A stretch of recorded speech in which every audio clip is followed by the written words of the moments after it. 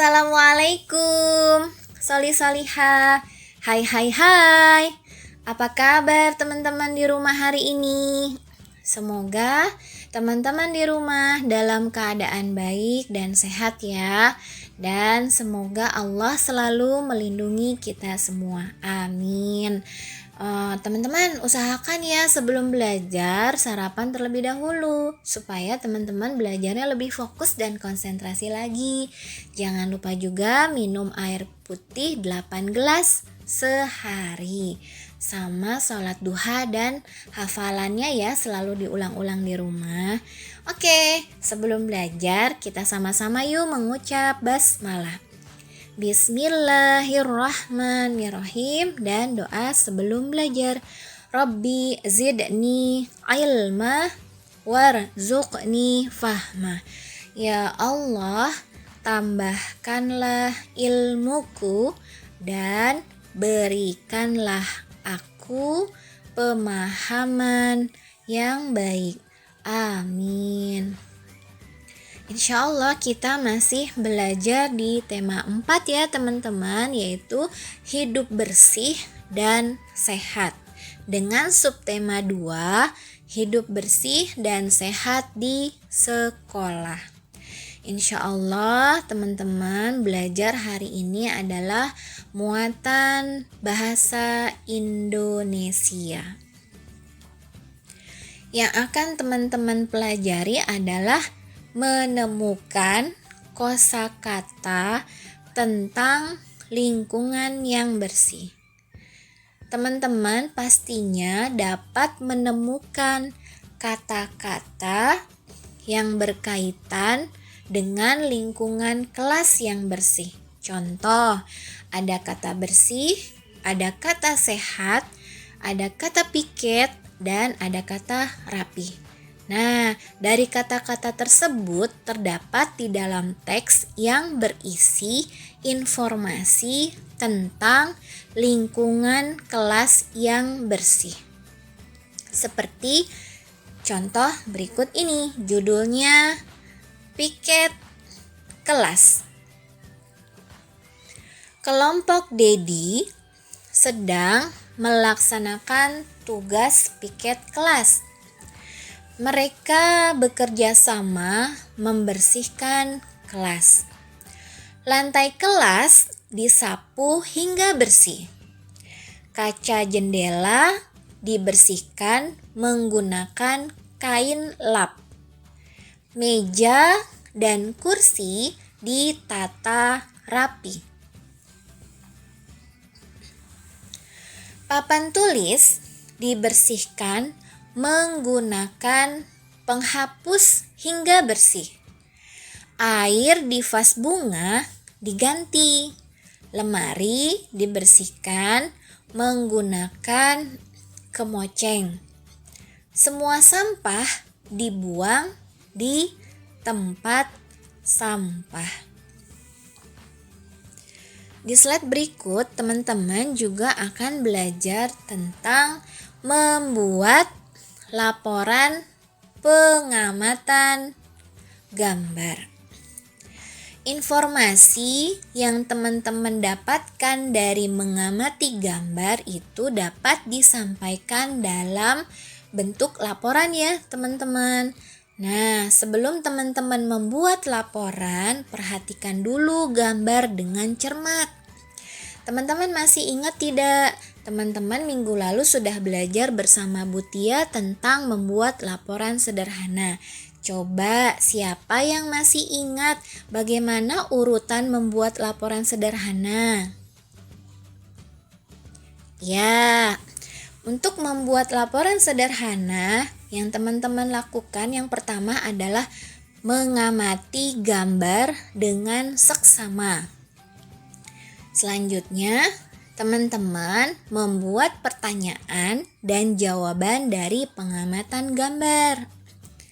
Yang ketiga, selain itu teman-teman juga harus menuliskan hal-hal pokok yang berkaitan dengan gambar. Dan yang terakhir, setelah teman-teman menuliskan hal pokok, teman-teman mengaitkan hal pokok menjadi sebuah tulisan. Nah, setelah mendapatkan informasi gambar, teman-teman dapat melaporkan hasil pengamatan. Nah, laporan dapat disampaikan secara lisan atau tertulis. Laporan tertulis bisa dibuat dalam bentuk cerita atau karangan. Seperti contoh berikut ini. Berikut adalah contoh laporan pengamatan gambar. Teman-teman bisa perhatikan gambar berikut ini. Kalau dilihat gambarnya, ini merupakan suasana di sekolah ya teman-teman. Ada gambar siswa yang sedang kerja bakti atau bersih-bersih. Nah, laporan pengamatan gambarnya seperti ini. Kerja bakti di sekolah. Para siswa melakukan kegiatan kerja bakti. Mereka membersihkan lingkungan sekolah. Ada siswa yang bertugas menyapu halaman. Ada juga siswa yang bertugas mengangkut sampah ke tempat sampah. Sebagian siswa menyiram tanaman bunga. Semua siswa bekerja bakti dengan rukun. Berikutnya, teman-teman juga akan belajar menemukan kosakata dalam teks percakapan. Nah, kosakata dapat teman-teman temukan pada teks percakapan tentang kegiatan kebersihan dan kesehatan di sekolah. Kosakata tersebut ditemukan dengan cara membaca dan memahami isi percakapan terlebih dahulu.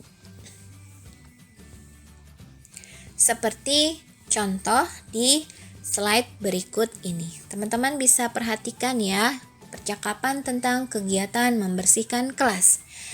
Seorang guru berkata, "Anak-anak, kegiatan piket akan mulai dilaksanakan minggu depan. Semua siswa yang bertugas piket diharapkan hadir sebelum waktu belajar." Kemudian ada siswa yang bertanya, "Bu, apakah manfaat dari kegiatan piket kelas?" Guru menjawab, "Piket kelas dapat membuat kelas menjadi bersih. Kelas yang bersih akan membuat kita nyaman ketika belajar. Siapa lagi yang tahu manfaat piket kelas?" Nah, siswa yang lain menjawab, "Selain membuat kita nyaman, piket kelas dapat menciptakan kebersamaan antar siswa, Bu." Nah, seperti itu ya teman-teman. Mudah-mudahan nanti teman-teman ketika masuk kelas, teman-teman bisa melaksanakan piket kelas. Kita juga akan belajar tentang menemukan informasi dari teks percakapan. Teman-teman tentunya sering kan melakukan percakapan dengan teman atau keluarga di rumah. Nah, percakapan dapat dibuat secara tertulis teman-teman.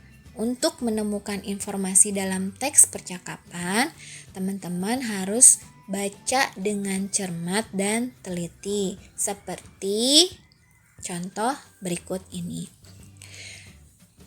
Yang pertama, teman-teman, hari ini tugas piket kelompok kita. Ayo kita membagi tugas. Ayo, aku akan menyapu lantai kelas. Aku dan Dedi merapikan meja dan membuang sampah.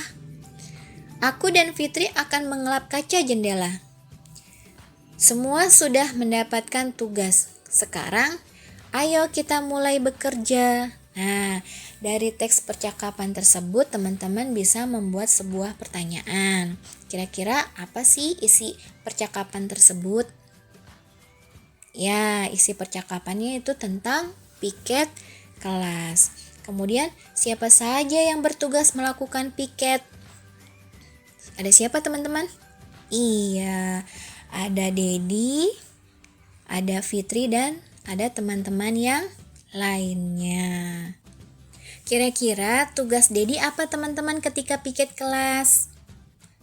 Ya, tugas Dedi adalah merapikan meja dan membuang sampah. Baik, teman-teman, materi kita sudah selesai. Kita tutup dengan mengucap hamdalah, alhamdulillahirabbil alamin. Mudah-mudahan apa yang Bu Guru sampaikan teman-teman bisa memahaminya dengan baik, dan kita sama-sama berdoa ya teman-teman supaya teman-teman bisa belajar di sekolah lagi dan bisa piket bersama teman-teman yang lainnya. Baik, sekian dari Bu Guru. Wassalamualaikum warahmatullahi wabarakatuh. Tetap semangat ya. Dadah.